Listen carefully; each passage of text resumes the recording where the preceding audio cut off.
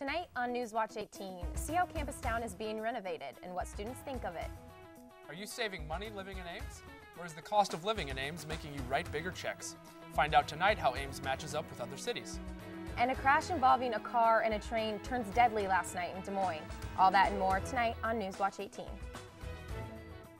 From Studio B, this is Newswatch 18 with Addison Speck, Chris Cuellar, and Aaron Bauer Sports. Newswatch 18 starts now.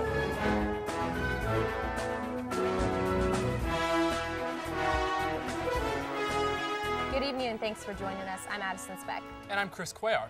Let's get right to our top story. One person is dead after a car smashed into a stopped train. Rescue crews were called around 9:30 last night to a Des Moines train intersection. The car broke through crossing arms and 30-year-old driver Rico Ortiz was killed. Ortiz was a father of 6. A toxicology test is being performed as the accident is still under investigation. Welch Avenue and Campustown are going to receive a facelift, but not everybody's happy about the potential changes. Rachael Begley and Sam Turner have more. Campustown is a popular place for students to come to live and to relax. The bars, shops, and restaurants cater to the campus community. But in recent years, the City of Ames and Iowa State University have pushed for Campustown to be renovated. In June of last year, Lane 4 was chosen as the contracting company that would develop and execute Campustown renovations. Although most students would agree that Welch Avenue needs some TLC, they are also afraid that with Lane 4's new plans, they will lose the things they love best about Campustown. Eldon Campos Anderson, a junior in industrial technology, lives in Campustown, and he worries that current renovation plans will hurt Campustown tradition. Ever since I've been here, like my sisters that went here before, we all spoke of Welch and them just taking out the bars. And, I mean, it's not even, like drinking and everything, trying to happen. It's not even that, it's just tradition. It's like, Government of the Student Body President and Vice President Luke Rowling and Nate Dobbles are confident that traditions will remain the same despite the renovations. They realize that students are the market that they have to appeal to. Therefore, they have to keep the student traditions in mind. For more information on Lane 4 and the Campustown renovation, go to www.lane4group.com/content. Reporting on the renovation project, I'm Rachael Begley with Sam Turner. If you would like to voice your opinion on the Campustown renovations, look no further than your Twitter account. The Iowa State Daily has selected #ISUCtown as the official hashtag for the renovations. Your rent check may be big, but your grocery bill should be cheaper. A recent study was done by the Ames Economic Development Commission that shows housing and transportation cost more in Ames than across the United States as a whole. On the upside, groceries, healthcare, and utilities are actually below the national average in price. The study shows that the cost of living overall in Ames is higher than Des Moines, Cedar Rapids, and Cedar Falls, but matches up just about the same as Iowa City. Employment rates for college students have bounced back in the last 2 years, and tomorrow from noon to 6, the Business, Liberal Arts and Sciences, and Human Sciences College will have their regular career fair at Hilton Coliseum. While the events tend to cater more towards the business crowd, more businesses appealing to the LAS and Human Sciences schools are expected to turn out because of the improved market. Iowa State says up to 140 businesses may attend, and students and job seekers are encouraged to dress for success. In Governor Terry Branstad's weekly press conference, Iowa's chief announced he wanted to maintain stability in education funding. But under current House File 45, Iowa State University would still face millions in budget cuts, and other Regent universities would suffer as well. Under the governor's proposed budget for the fiscal year of 2012, Iowa's public universities would face cuts of nearly $75 million from their requested amounts. While the governor says he wants to preserve education funding, it is unclear how these cuts will directly affect Iowa State staff, programs, and class offerings. Ames Progressive, the local nonprofit organization that hosts independent concerts, bands, and publishes local writers and artists, were the target of a robbery over the weekend. Located in the same building in Campustown at the Scallion Korean restaurant and the Arc Pet Shop, Ames Progressive has a room with equipment, and in their 12-hour music marathon over the weekend, admission money was found to be stolen. The total came out to $2,700, which was kept out as the organization doesn't typically have to deal with large amounts of money. Fortunately, once Ames Progressive leader Nate Logsdon spoke with police, the robber was found and agreed to return the money in exchange for the group not pressing charges. Ames Progressive is figuring out a more safe way to maintain their admissions money and hoping to move on from the case.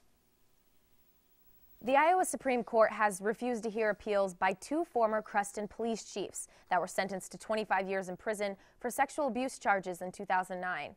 Police Chief James Christensen and Assistant Chief John Sickles appealed their convictions from raping a bartender at Crestmore Country Club in Creston. The 2 felt they were convicted without enough evidence, but the Iowa Supreme Court felt otherwise and has denied any request for further evaluation or review and have refused to hear this case.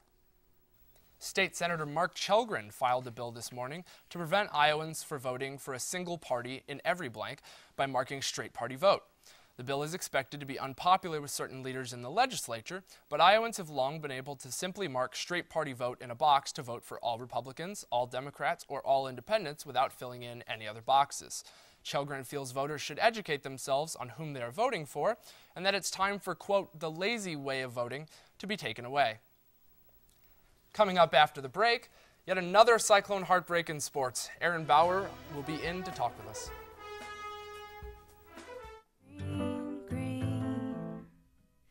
It's your home, it's your dream. Radon testing, keep it healthy and clean. Make it green, green, green. Making it green starts from the ground up, so make sure the air in your home is healthy for your family to breathe. Test your home for the presence of radon. Go to epa.gov/radon. Make it green, green, green.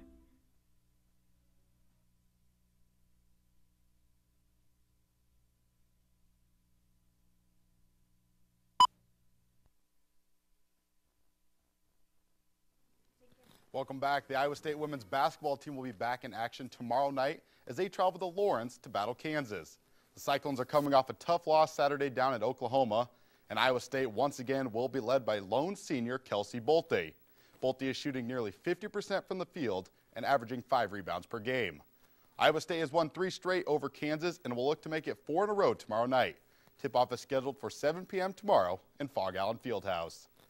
The Cyclone track and field team is gearing up for the ISU Classic this Thursday through Saturday. The meet will kick off at 12:30 Thursday afternoon as the women begin their pentathlon. The men will begin shortly after with their heptathlon. The Cyclones will face stiff competition from in-state rivals Northern Iowa and Drake, as well as conference members Kansas State and Missouri. The meet will be held in the Lead Recreation Center. The Iowa State women's gymnastics team will be back on the mat this Friday as number 5 Oklahoma visits Hilton Coliseum. The Cyclones are coming off 2 wins last Friday over North Carolina State and George Washington. The number 17 Cyclones will look to win their second conference game of the season. Saturday action is scheduled to get underway at 7 p.m. inside Hilton Coliseum. And finally, Iowa State men's basketball coach Fred Hoiberg advanced to the Elite 8 of Shots from the Heart tournament. The tournament is a free throw contest between Division I coaches to raise awareness for the American Heart Association. Hoiberg will now battle New Mexico head coach Steve Alford for a spot in the Final Four.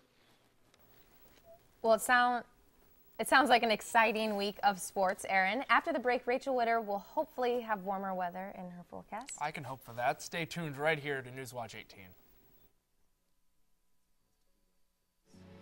My baby's so worried.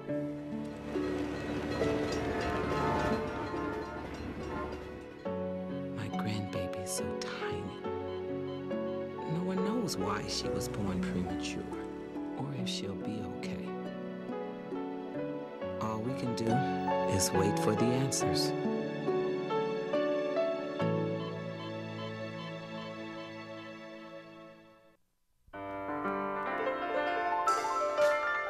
It's a beautiful day in this neighborhood, a beautiful day for a neighbor. Would you be mine? Could you be mine? It's a neighborly day in this beauty wood, a neighborly day for a beauty. Would you be mine? Please won't you be my neighbor?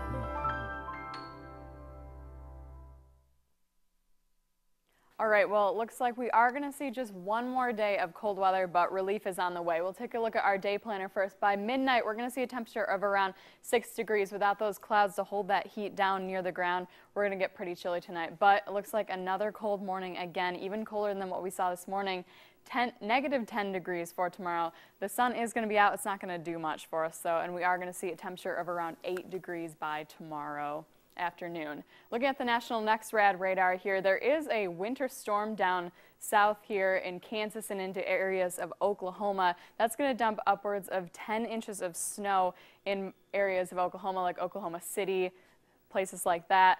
These areas aren't really used to snow like this, so that's kind of a bummer for them. But our current watches and warnings, we're still under a wind chill advisory into tonight and headed into early tomorrow morning. Wind chills of around negative 25 degrees are going to be present for the rest of tonight and into tomorrow morning. But looking at our 6 to 10 day precip, we're not going to get too much in terms of precip across the midsection of the country here. We're going to remain quiet and dry, but there is an area of chance for better for wet precipitation up in North Dakota and into Montana and over on the west coast as well. And looking ahead to 6 to 10 day temperatures, this is going to be a good one for most people. Most people are sick of winter as of right now. A chance of warmer weather for most of the country here, cooler off to the west coast here. And looking ahead to our tonight forecast, negative 8 degrees for tonight. A couple of clouds moving in, but nonetheless, mostly clear skies. Looking ahead to tomorrow, we're not going to bounce back too much. We're going to be under mostly sunny skies, not mostly cloudy skies. So the sun's not going to do much for us, unfortunately.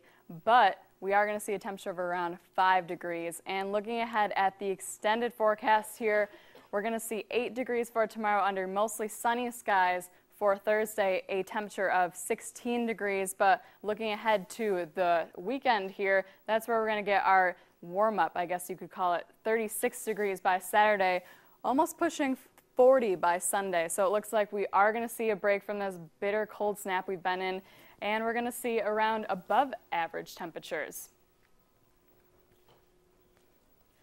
Thanks, Rachel. AOL's acquisition of the Huffington Post for the $315 million drew mixed response when announced Sunday, but has had little effect on the company's stock. But AOL shares are still selling at $20. They last peaked in late January at $23 a share. AOL parted ways with Time Warner in 2009 and has since been looking to rebrand itself. Business Insider reports that news of the deal drew 7,000 comments on Huffington Post in the first 24 hours. Of those, 81% opposed AOL's acquisition. The Huffington Post began in 2005 as a left-of-center blog. In December 2010, the site received 25 million unique visits. According to the oft-utilized Nielsen ratings and sales system, the band Aerosmith has seen sales of old records skyrocket since lead singer Steven Tyler has appeared as a judge on American Idol. Tyler and Jennifer Lopez were put on the show's judging desk in an effort to boost ratings, and sales of Aerosmith's music has gone up a remarkable 246% since the new season started. Further proof that when two things pass their prime meetup, America can't help but watch. I guess that's one joke that you can make about Aerosmith and American Idol joining forces. I kind of like him on American Idol, but he's a little, he has a little attitude. So. I have yet to watch. I haven't watched it. I've stopped watching around Carrie Underwood's time. That was about it. You were excited for the warmer weather. Yes. As long as it's not negative temperatures, that's fine with me. Iowa State's going to need to stay hot this Saturday if they expect to win down in Kansas, and the men traveling to number 2 Kansas. I don't think they've won there in what, 7, 8 years now? It's been a while. I'll be down there, so. Iowa State needs to get their stuff together. They've lost, I think, 5 straight now. So looking for only their second Big 12 conference win. So it'd be a big one if they get down there, get a win down there in Kansas this Saturday. Yeah, we definitely wish them the best of luck. But that's all we have for tonight's edition of Newswatch. Tune in Sunday at 6:30 p.m. for more Cyclone news, weather, and sports. Have a good night.